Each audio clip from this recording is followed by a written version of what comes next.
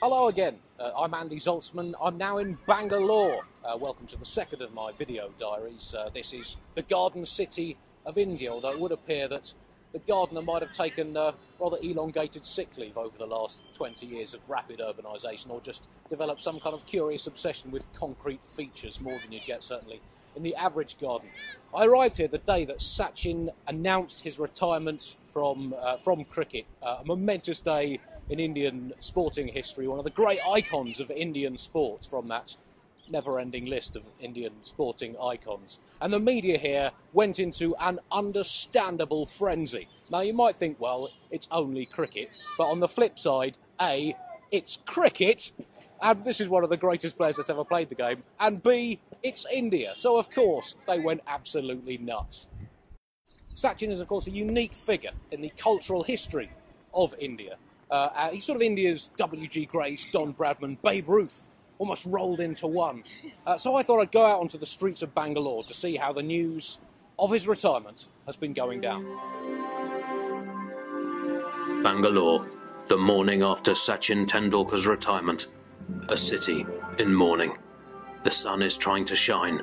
The trees are trying to stand. But there's no cricket in the air today.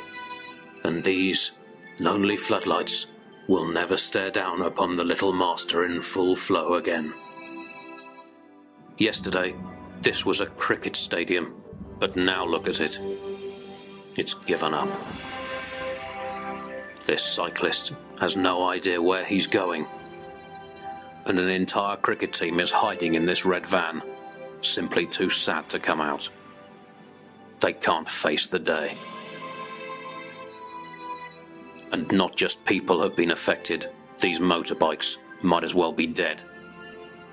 The electricity in these wires made a brave attempt to do its job, but it travelled at snail's pace halfway down the lines and then thought, no, without Sachin, I can't go on, and scooted straight back home to its mum.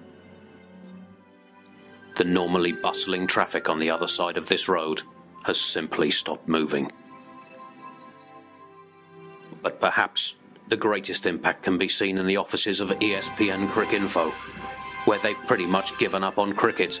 Basketball, tennis, people sitting around, and athletics have taken over. Sachin, of course, has churned out numbers through his career. This is the desk of Cricinfo's head stats guy, S. Rajesh. But there are no numbers on his screen today, and Rajesh has run away. And no one can even bring themselves to have lunch. That is a pile of sand. Yesterday, before the news of Sachin's departure, there was a building here. Today, it has vanished, like the hopes of Sachin reaching his 300th test match. This used to be an ordinary piece of road, but today, just a massive hole in the ground, symbolising the emptiness at the heart of India.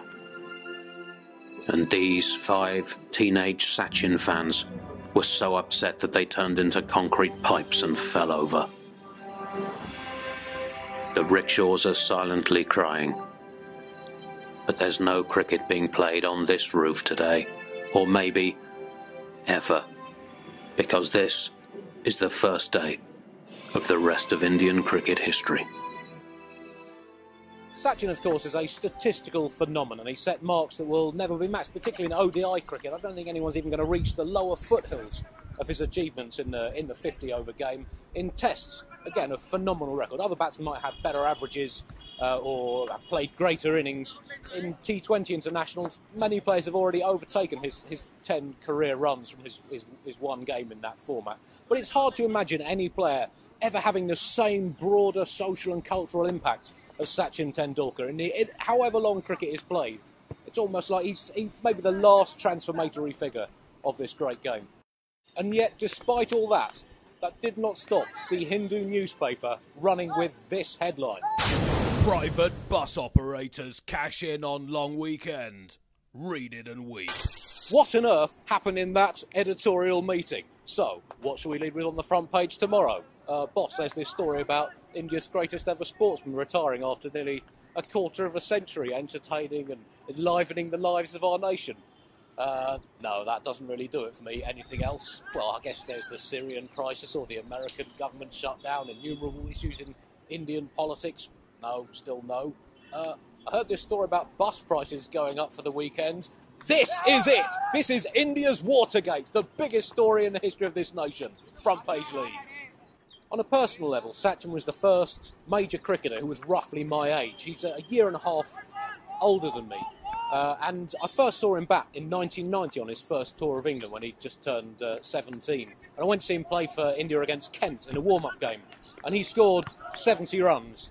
And I remember thinking to myself, I'm going to have to practice really, really hard for the next 18 months if I'm going to be as good as him when I'm his age. Not only am I going to have to practice hard, but I'm going to have to invest in A, a new bat, B, some new arms and legs, C, I'm going to have to upgrade my eyes, and D, probably do some pretty hefty restoration work on my central nervous system.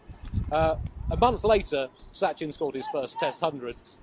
18 months later, when I was the age he was then, I was out for a duck against a YMCA team. So it seemed at that point that our careers had already taken the divergent paths that they have continued on to this day.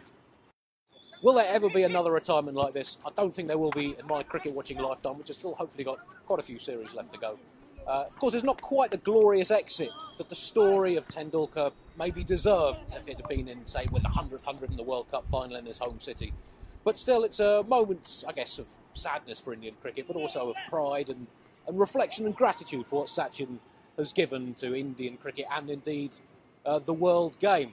And so Indian cricket moves on to its next chapter. It will be fascinating, and I think it will be absolutely decisive in the future history of the entire sport of cricket. From me, Andy Zaltzman, a man who has scored 34 fewer international ducks than Sachin Tendulkar. Goodbye.